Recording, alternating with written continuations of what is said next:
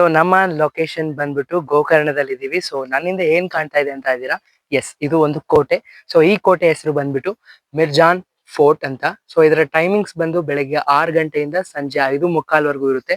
So ಯಾರ್ಯಾರು ಗೋಕರ್ಣಕ್ಕೆ ಬರ್ತೀರಾ ದಯವಿಟ್ಟು ಈ ಒಂದು ಲೊಕೇಶನ್ ಮಿಸ್ ಮಾಡಕ್ ಹೋಗ್ಬೇಡಿ. ಯಾಕಂದ್ರೆ ಇದರಲ್ಲಿ ಒಂದು ವಿಶೇಷವಾದಂತ ಒಂದು ಕೋಟೆ ಇದು. ಸೊ ಈ ಕೋಟೆಯ ಎಂಟ್ರೆನ್ಸ್ ಬಂದು ಇಲ್ಲಿಂದ ಸ್ಟಾರ್ಟ್ ಆಗುತ್ತೆ. ಇಲ್ಲಿಂದ ನಾವು ಎಂಟ್ರೆನ್ಸ್ ಆಗೋದು. ಸೊ ಇಲ್ಲಿಗೆ ನಾವು ಮೇಲ್ಗಡೆ ಹೋಗೋದು. ಬನ್ನಿ, ನಿಮ್ಗೆ ಇಲ್ಲಿಂದ ಮೇಲೆ ಹೇಗೆ ಏನೇನು ದೃಶ್ಯ ಕಾಣಿಸುತ್ತೆ ಅದನ್ನೆಲ್ಲ ಕೂಡ ಕವರ್ ಮಾಡಿ ತೋರಿಸ್ತೀನಿ. So welcome to Mirza fort.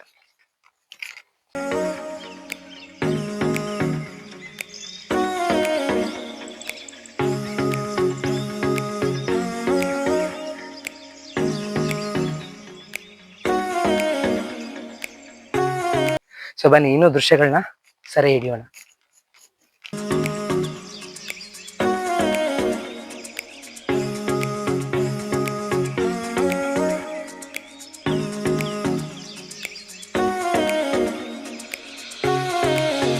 So ಇದು ಈ ಕೋಟೆ ದೃಶ್ಯ ಆಗಿತ್ತು. ಸೊ ಇಲ್ಲಿಂದ ಆಕ್ಚುಲಿ ನಮ್ಗೆ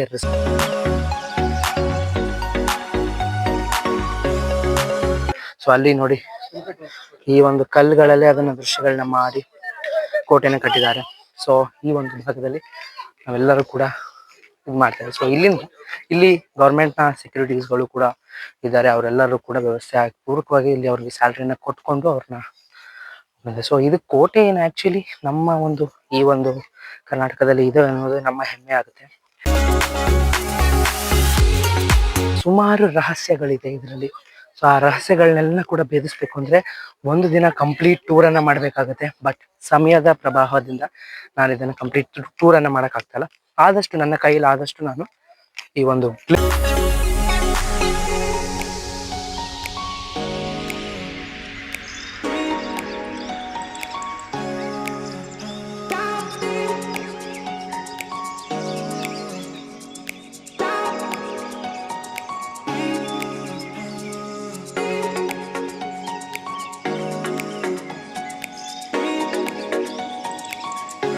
ಸೊ ಈ ಒಂದು ಕೋಟೆನ ಆವಾಗಿನ ಕಾಲಕ್ಕೆ ಯೋಚನೆ ಮಾಡಿದ್ರೆ ಯಾವ ರೀತಿ ಇರ್ತಿತ್ತು ಅಂದ್ರೆ, ಇವಾಗಿನ ಕಾಲಕ್ಕೆ ಇಟ್ ಇಸ್ ಒಂದು ಏನಂತಾರೆ, ಇದೊಂದು ಹಿಸ್ಟಾರಿಕಲ್ ಪ್ಲೇಸ್ ಅಂತ ಹೇಳ್ತಾರೆ. ಅವಾಗಿನ ಕಾಲದಲ್ಲಿ ಇದು ಒಂದು ದೊಡ್ಡ ಕೋಟೆ ಆಗಿರ್ತದೆ.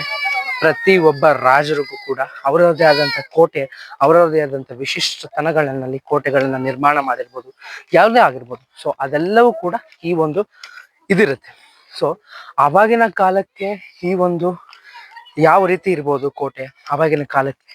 ಸೊ ಸುಮಾರು ಜಾಗಗಳಿದೆ ಎಕ್ಸ್ಪ್ಲೋರ್ ಮಾಡೋಕ್ಕೆ. ಕರ್ನಾಟಕದಲ್ಲಿ ಇಂಥ ಜಾಗ ಇಲ್ಲ ಅಂತ ಇಲ್ಲ, ಪ್ರತಿ ಒಂದು ಜಾಗನೂ ಕೂಡ ಎಕ್ಸ್ಪ್ಲೋರ್ ಮಾಡುವಂತ ಜಾಗನೇ. ಸೊ ಈ ಒಂದು ಕೋಟೆ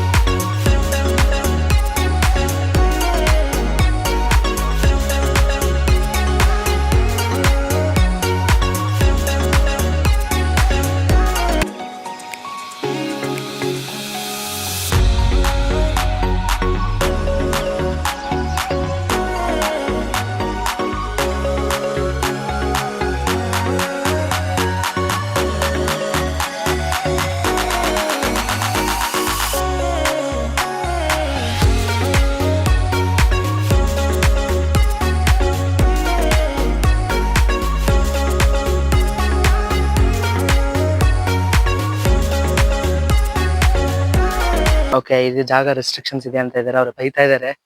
ಬಟ್ ಅವರು ಅಲ್ಲೇನೋ ಇದೆ, ಸಮಥಿಂಗ್ ಏನೋ ಅಡಗಿದೆ ಅಲ್ಲಿ ಆ ಜಾಗದಲ್ಲಿ. ಬಟ್ ಅವ್ರು ಬಿಡ್ತಾ ಇಲ್ಲ. ಲೆಟ್ ಮೀ ಟ್ರೈ, ಇನ್ನೊಂದ್ಸರಿ ಟ್ರೈ ಮಾಡೋಣ, ನೋಡೋಣ. ಪ್ಲಾನ್ ಮಾಡ್ಕೊಂಡು ನಿಧಾನಕ್ಕೆ ಮೆತ್ತಿಗೆ ಏನು ಬಾಡಿ ಕ್ಯಾಮ್ ಹಾಕೊಂಡು ಹೋಗ್ತೀನಿ, ನೋಡೋಣ, ಟ್ರೈ ಮಾಡೋಣ. ಬಟ್ ಇಲ್ಲಿ ಆಗ್ತಾ ಇಲ್ಲ. ಯಾಕಂದ್ರೆ ಅಲ್ಲಿ ಏನೋ ರೆಸ್ಟ್ರಿಕ್ಷನ್ಸ್ ಇದೆ. ಅಂದ್ರೆ ಆ ಜಾಗದಲ್ಲಿ ಏನೋ ನಿಗೂಢತನ ಇದೆ, ಅಥವಾ ಈ ಸ್ಥಳದ ಪುರಾಣ ಇರಬಹುದು, ಅಥವಾ ಏನೋ ಒಂದು ಇದೆ ಅಲ್ಲಿ.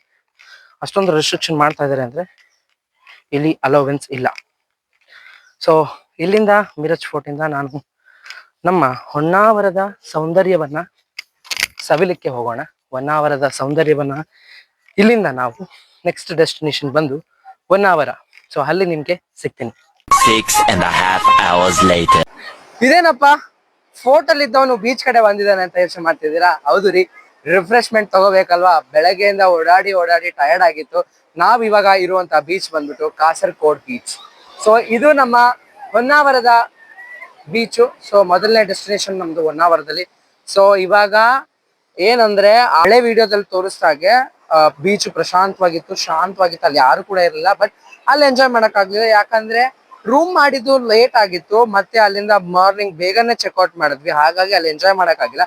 ಬಟ್ ಇವತ್ತು ಆ ರಿಫ್ರೆಶ್ಮೆಂಟ್ ನ ಮಾಡ್ಕೊಳ್ಳೇಬೇಕು. ಸೊ ಎಲ್ಲಾ ನಮ್ ಗ್ಯಾಂಗ್ ರೆಡಿ ಆಗಿದೀವಿ ಸೊ ಈ ಸಮುದ್ರದಲ್ಲಿ ಆಟ ಆಡಕ್ಕೆ. ಸೊ ಇಲ್ಲಿಂದ ನೀವು ನೋಡ್ಬೋದು, ಕಳೆದ ವಿಡಿಯೋದಲ್ಲಿ ಜನ ಇರ್ಲಿಲ್ಲ, ಆ ಮೂಲೆಯಿಂದ ಹಿಡಿದು ಈ ಮೂಲೆವರೆಗೂ ಜನ ಇದ್ದಾರೆ. ಸೊ ಫೇಸ್ ಯಾಕೆ ಬಾಡಾಗಿದೆ ಅಂತ ನಿಮ್ಗೆಲ್ಲ ಗೊತ್ತು. ಸೊ ಟಯರ್ಡ್ ಆಗಿದೆ ಟ್ರಾವೆಲ್ ಮಾಡಿ ಮಾಡಿ ಮಾಡಿ ಮಾಡಿ ಮಾಡಿ ಟ್ರಾವೆಲಿಂಗ್ ಮಾಡಿ ಮಾಡಿ. ಏನಕ್ಕೆ ಒಂದು ಟ್ರಾವೆಲ್ ವಿಡಿಯೋ ತೋರಿಸ್ತಾ ಇಲ್ಲ ಅಂತ ಕೇಳ್ತೀರಾ? ಹೌದು, ಟ್ರಾವೆಲ್ ವಿಡಿಯೋ ತೋರ್ಸಕ್ ಆಗ್ತಾ ಇಲ್ಲ, ಹಾಗಾಗಿ ನಾನು ಡೈರೆಕ್ಟ್ ಏನೇ ಇದ್ರು ನಮ್ಮ ಸ್ಪಾಟ್ಸ್ ಗಳಿಗೆ ಬಂದು ತೋರಿಸ್ತಾ ಇದ್ದೀನಿ. ಗೈಸ್, ನಿಮ್ಗೆ ಸನ್ ರೈಸ್ ಅಂತೂ ತೋರ್ಸಕ್ ಆಗ್ತಾ ಇಲ್ಲ, ಸನ್ಸೆಟ್ ಕೂಡ ತೋರ್ಸಕ್ ಆಗ್ತಾ ಇಲ್ಲ, ಆದ್ರೆ ನಿಮ್ಗೆ ಯಾರು ಮಾಡದೇ ಇರೋದಂತ ತೋರಿಸ್ತಾ ಇದೀನಿ. ಏನಂದ್ರೆ ನಿಮ್ಗೆ ಮೂನ್ ರೈಸ್ ನ ತೋರಿಸ್ತೀನಿ.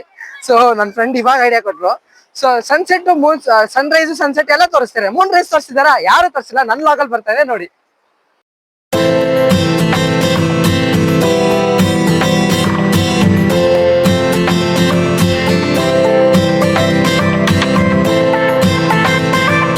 One eternity later. ಇವತ್ತಿನ ದಿನ 1 ಅವರ್ದಿಂದ ಸ್ಟಾರ್ಟ್ ಮಾಡ್ತಾ ಇದೀವಿ. ಕಯಾಕಿಂಗ್ ಹೋಗ್ತಾ ಇದೀವಿ. ಸೊ ಕಯಾಕಿಂಗ್ ಹೋಗೋಕ್ಕೋಸ್ಕರ ಫ್ರೆಶ್ ಅಪ್ ಆಗಿಲ್ಲ. ಇಲ್ಲಿಗೆ ನಾವು ಕಯಾಕಿಂಗ್ ಹೋಗ್ತೀವಿ, ಕಯಾಕಿಂಗ್ ಅಲ್ಲಿ ಸಿಗ್ತೀನಿ. A few moments later. ಇವಾಗ ನಾವಿದ್ದೀವಿ, ನಮ್ಗೆ ಆಕ್ಚುಲಿ ವಾಯ್ಸ್ ಕೇಳ್ತೋ ಇಲ್ಲ ಗೊತ್ತಿಲ್ಲ, ಬಟ್ ನಾವು ಇವಾಗ ಆಲ್ಮೋಸ್ಟ್ ಕಯಾಕಿಂಗ್ ಹೋಗ್ತೀವಿ ಅಂತ ಅನ್ಕೊಂಡಿದ್ದೆ, ಬಟ್ ಆಕ್ಚುಲಿ ಕಯಾಕಿಂಗ್ ಇಲ್ಲ. ಸೊ ಬೋಟಿಂಗ್ ಗೆ ಬಂದಿದೀವಿ. ಸೊ ಬೋಟಿಂಗ್ ವ್ಯೂ ನ ಎಂಜಾಯ್ ಮಾಡ್ಕೊಂತ ಬನ್ನಿ.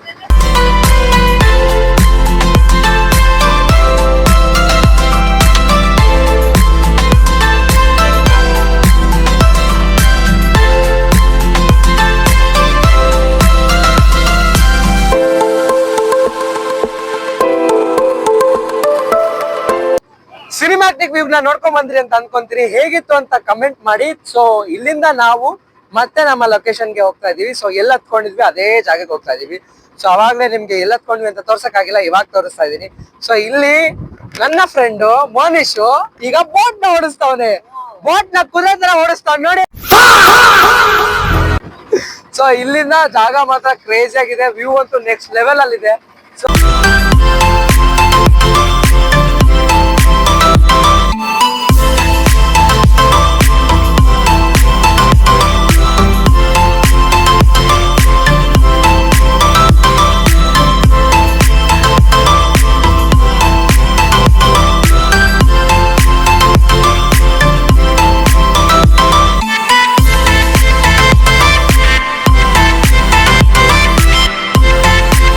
A few moments later. ಇದೇ ಜಾಗ ಅದು. ಆಕ್ಚುಲಿ ನಾವು ಬೋಟಿಂಗ್ ಹೋಗಿದ್ವಲ್ಲ, ಸೊ ನಿಮ್ಗೆ ಅದ್ರ ಹೆಸರು ತೋರಿಸ್ತೀನಿ. ನೆಕ್ಸ್ಟ್ ಟೈಮ್ ಬಂದಾಗ ರೆಕಮೆಂಡ್ ಮಾಡ್ತೀನಿ, ಯಾಕಂದ್ರೆ ಅಷ್ಟು ಚೆನ್ನಾಗಿ ಎಕ್ಸ್ಪ್ಲೈನ್ ಮಾಡಿದ್ರು, ಅಷ್ಟು ಚೆನ್ನಾಗಿ ಅವರು ಎಲ್ಲಾ ವಿವರಗಳನ್ನ ತಿಳಿಸಿದ್ರು. ಸೊ ಗಿಫ್ಟ್ ಆಗಿ 3 ಕಮಲ ಕೊಟ್ಟಿದ್ದಾರೆ.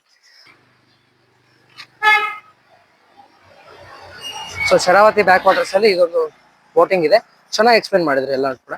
ಸೊ ಅಷ್ಟೇ.